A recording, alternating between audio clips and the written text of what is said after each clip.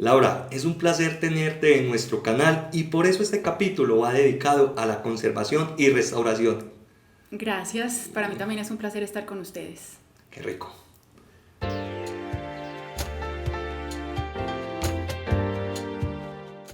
Y para dar inicio, cuéntanos quién es Laura Corzo y qué función tiene. Bueno, yo soy conservadora restauradora de bienes muebles, me formé en la Universidad Externado de Colombia, en Bogotá, y me dedico a la conservación y restauración de patrimonio y de obras de arte, pues que hacen parte de las colecciones. Maravilloso. Laura, ¿cuántos años llevas en este trabajo?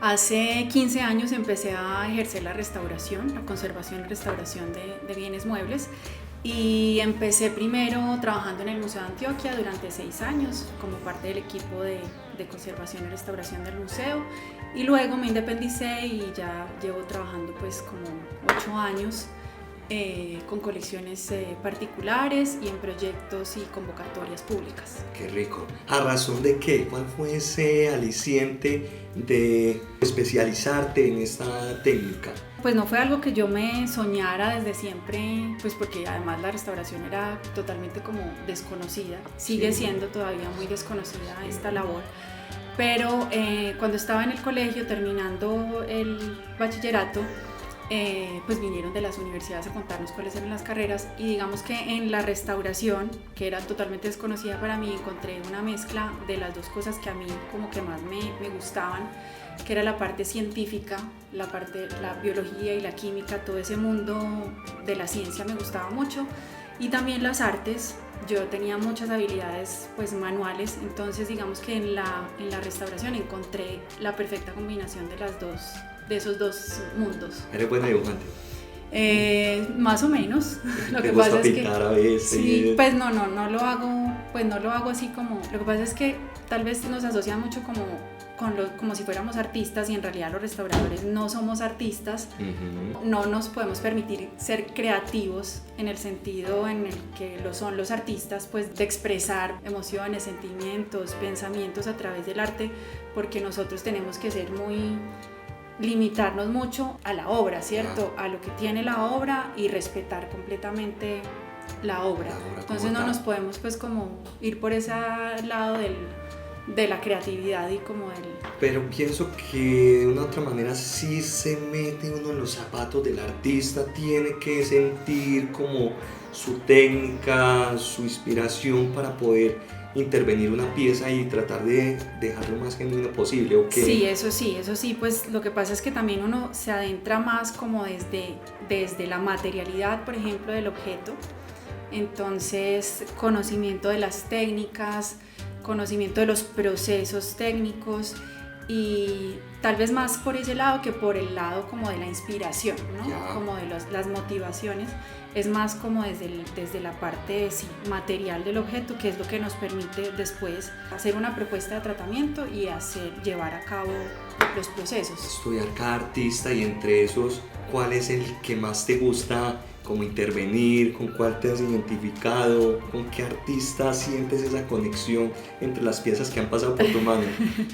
Pues difícil, eso es como difícil de decir, no sé, a mí por ejemplo algo que me gusta mucho y con lo que me siento a veces muy identificada es con el trabajo de la cerámica arqueológica, pero digamos que hay muchas cosas que le gustan a uno, y no tanto porque sea un artista u otro, sino más bien de pronto por los procesos que tienes que hacer en la obra, es lo que lo encarreta a uno de pronto más. Escuchando eso, también interviene esculturas. Los soportes que yo más trabajo son la cerámica arqueológica, la pintura de caballete, que son todas las obras hechas sobre tela, y las obras sobre papel, o sea, obra gráfica, bueno, todo lo que está en soporte de papel. Laura, ¿cuál es tu técnica favorita? Bueno, como les contaba, yo los soportes que trabajo más son la cerámica, la pintura de caballete y el papel, y digamos que no podría elegir una técnica en específico, sino más bien procesos en cada uno de los materiales, porque por ejemplo en la cerámica me gusta mucho la reconstrucción de las cerámicas, cuando me llegan con una pieza pues totalmente fragmentada y hago el proceso de reconstrucción de la forma de la pieza, pues ese proceso por ejemplo me gusta mucho. en la pintura de caballete y en la pintura, en las obras gráficas sobre papel, por ejemplo, me gustan mucho los procesos que tienen que ver con recuperar la estabilidad del soporte, es decir, si hay problemas en la tela, por ejemplo, rasgaduras o hay faltantes, todos esos procesos que implican como recuperar las telas y el soporte de papel cuando está también, cuando tiene rasgaduras o eso, esos procesos me gustan mucho. Qué bien. Ahora, de todo este trabajo, ¿cuál es esa pieza que has restaurado y dices, wow, mejor dicho, y que siente como ese orgullo, esa motivación a tu trabajo, una pieza importante, incógnita, qué sé yo, que le haya recuperado vida? Pues de pronto las que son como más increíbles y que pues tanto yo como las personas que la ven después se impresionan y se impactan más, de pronto es todo lo que tiene que ver con arqueología, porque claro, pues como son piezas que se encuentran en pésimas condiciones, que han estado enterradas por 1500 años. Wow.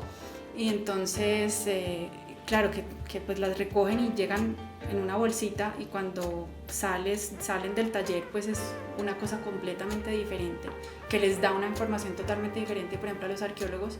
Entonces, digamos que esas de pronto son las que son más impactantes, pero digamos que en todos los soportes ha habido piezas muy interesantes y muy, pues como que uno dice, ay, qué bueno haber trabajado en este. Bueno, Laura, ¿por qué es necesario hacerle restauración a las piezas periódicamente?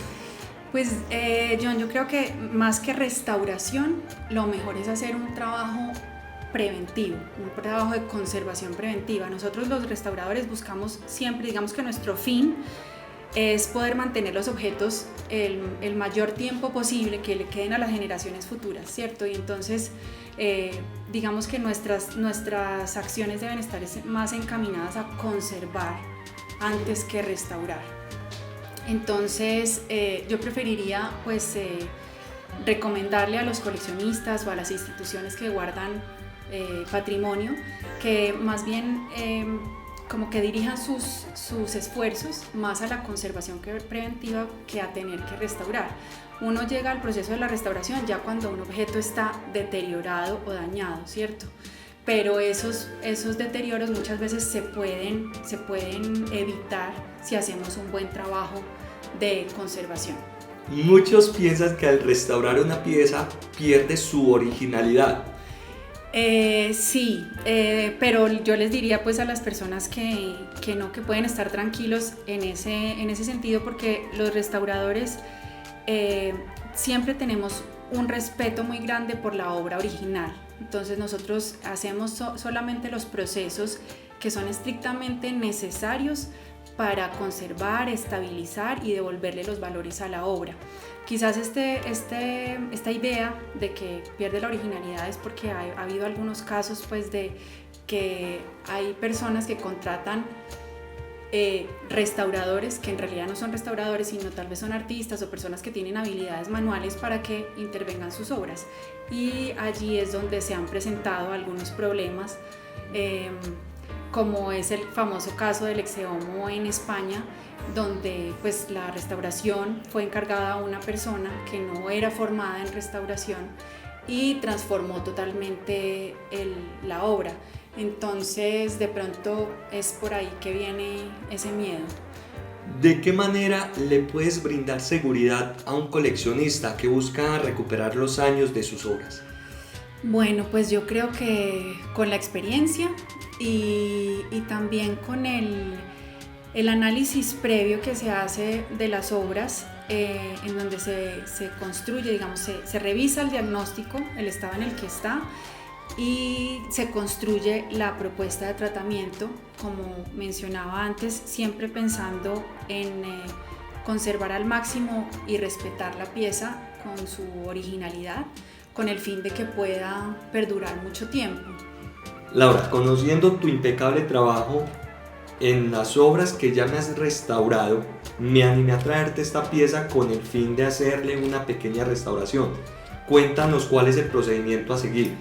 Bueno, en esta pieza, después de haber hecho el análisis del estado de conservación, vemos que digamos que su principal problema es que tiene unas craqueladuras en forma de red muy pequeñitas que están asociadas con la tela que tiene unas características bastante particulares. La tela tiene una trama con muchos hilos, tanto en la Blimberg como en la trama, entonces, y esto se está viendo reflejado en la capa pictórica. Entonces aquí lo que vamos a buscar es estabilizar principalmente la capa pictórica para que no se nos presenten estos problemas que se están presentando acá de desprendimiento y que de pronto tengamos pérdidas mayores de la imagen.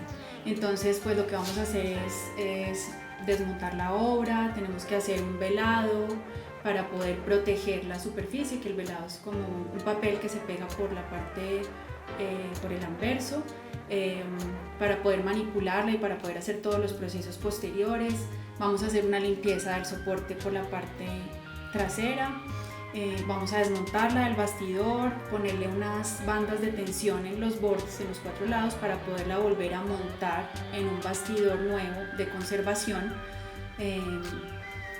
porque el que tiene no es un bastidor adecuado.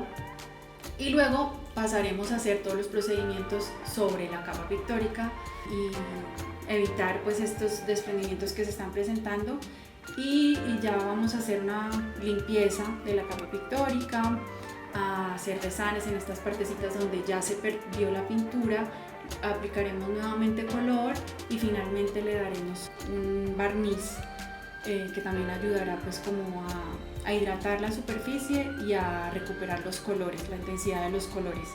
Con el marco también se va a hacer pues un trabajo de limpieza, de poner color donde hace falta en las partes de dorado, ajustar las piezas que fueron ensambladas y en este momento están un poco, pues están sostenidas por muy pocos puntos con puntillas y están desajustadas, entonces se hará un ajuste de piezas para que la obra pueda quedar finalmente como un conjunto de marco-obra que sea fácilmente disfrutable, pues como a la vista. Laura, queda en tus manos, ya luego veremos el resultado. Claro que sí, gracias. Finalmente, este fue el impecable resultado de un arduo trabajo que implica paciencia, sutileza, tiempo y experiencia, apropiándose de la obra a través de una conexión, o más aún, como si fuera el artista mismo quien la estuviera interviniendo. Aplaudo su discreta función a la que no se le ve su rostro, pues es ella la que hace brillar y devolverle el color a lo que otros ya han hecho. Laura, agradecemos el habernos recibido en tu taller y compartirnos este valioso trabajo de restauración y conservación en un capítulo de Más Arte, Más Ciudad. Gracias a ustedes por invitarme, fue un gusto y fue un placer participar en la recuperación de esta obra. Te quedó bellísima. Aplaudo tu trabajo una vez más y bueno, te invito a que despidas el programa. Bueno, los invito a seguir viendo este programa de Más Arte, Más Ciudad, que nos está enseñando muchas cosas cada semana. Los invitamos para que continúen conectados a Más Arte, Más Ciudad.